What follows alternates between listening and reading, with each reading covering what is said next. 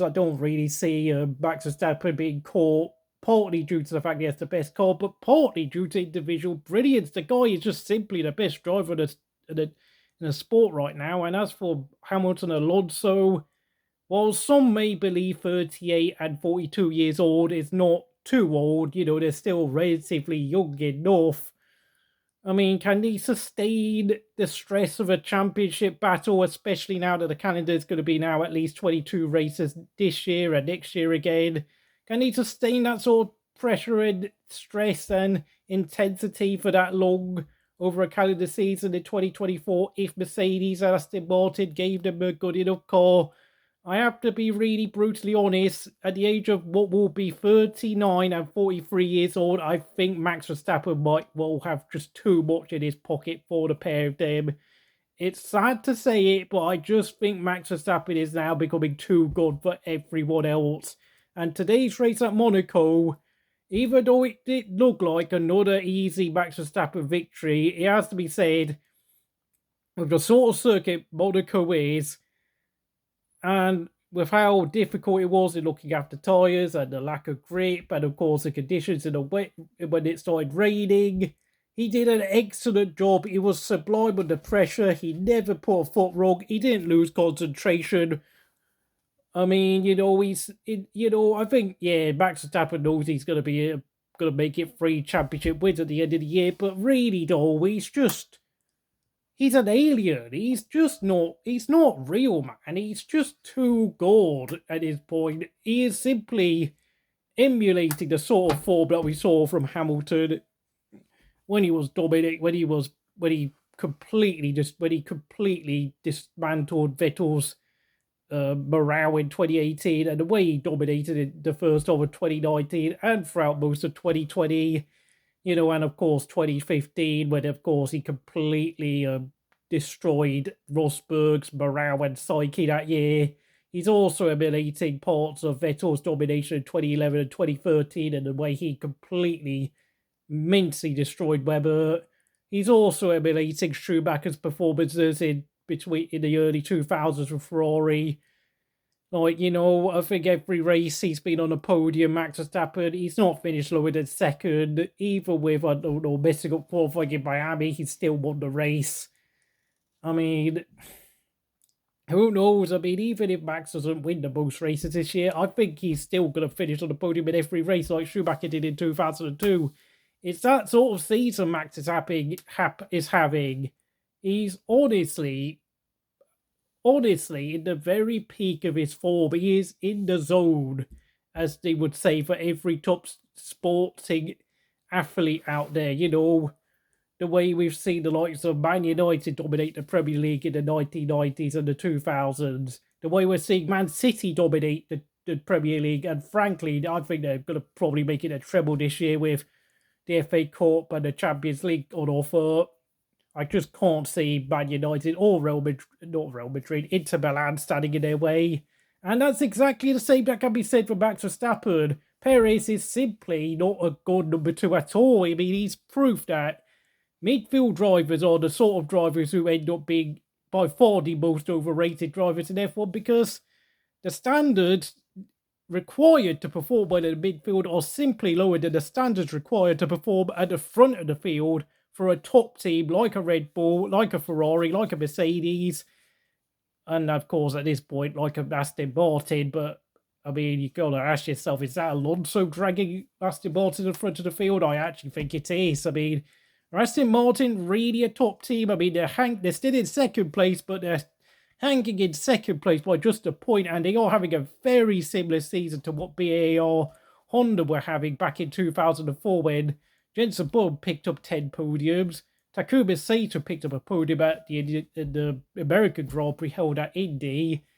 And despite the fact they failed to win a single race that year, because of those 11 podiums, they pretty much actually managed to secure second place. And I think Alonso is emulating the performances Jenson had at BAR Honda back in 2004, which of course stood for British American Racing due to the fact it was owned by the BAT, British American Tobacco Company back then, back when, of course, cigarette sponsorship was very much allowed in F1. very different times. And of course, we had those beautiful, mellifluous sounding V10 engines, of course.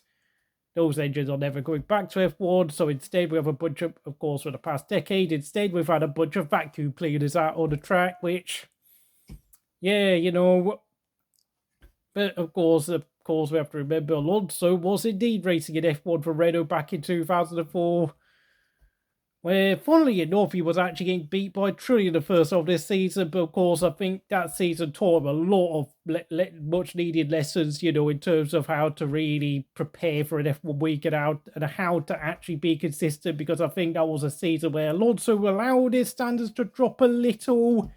But I think being humbled by Trulli did teach him a lesson. And, he only has 2 world championships. Arguably should be a 5-time world champ. Could have been a 5-time world championship if things in 2007, 2010, and 2012 went his way. But of course, as we all know, it didn't. And of course, I think in total, it's only about 14 points that separates him from actually being a 5-time world champion, shockingly enough. Yeah, I think it's safe to say when you look at the careers of Fernando Alonso and Kimi Räikkönen, those are 2 careers are proof of, what can happen if you end up joining the wrong team at the wrong time, or in Kimi's case, they turn you into a number 2 just so that, they could please so that Ferrari could go and please Santander and get Fernando Alonso in. Of course, Alonso never won a championship with Ferrari. Yeah. Whilst, of course, what we're seeing with Max Verstappen is proof of what happens when a top driver gets given an amazing car at a top team like Red Bull, just like we saw with Vettel at Red Bull previously, just like we've seen with Hamilton and Mercedes, and just like we've seen with Schumacher and Mercedes, and to some extent, just like what we saw with Ayrton Senna at McLaren about 3 decades ago now, blimey. Funnily enough, though, Williams never actually had a driver win more than 1 world championship with them. And of course, Williams are very much a backmarker team, proof of how much F1 has changed, really. Alan Jones, Keke Rosberg, Nelson Piquet, Nigel Mansell, Alan Prost, Jack Villeneuve, David Hill all became a champion for Williams. But of course, none of them ever did it more than once for the Williams teams, despite the fact that Prost and Mansell had a combined total of 82 career victories between the pair of them, amazingly enough. My God, and of course, nowadays Williams have spent pretty much the past 15 years struggling with pay drivers in the team, or let's be honest, ever since 2004, they only really have had about 2 or 3 good years, to be honest, 2014 and 15, and that was because, of course, they had Massa and Bottas at the team, and of course they had,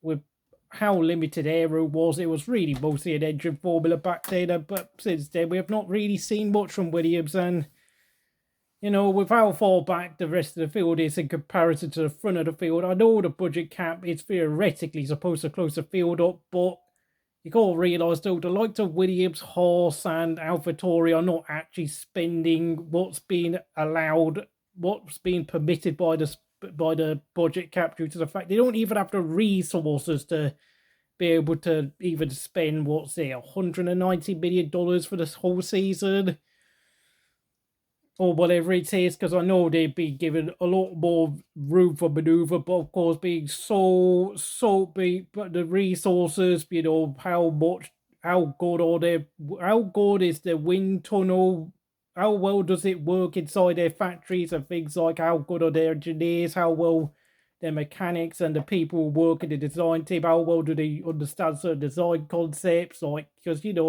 you can limit the amount of money people like Red Bull and Aston Martin and Mercedes have, but the fact is, though, their engineers are very smart up there, so even when you restrict the resources, the money, and the wind tunnel time, they're going to find those solutions and work them out faster than what the likes of the guys at Williams, Haas, and AlphaTauri will do, and of course, to some extent, other teams like McLaren and who's in 7th place? Is it?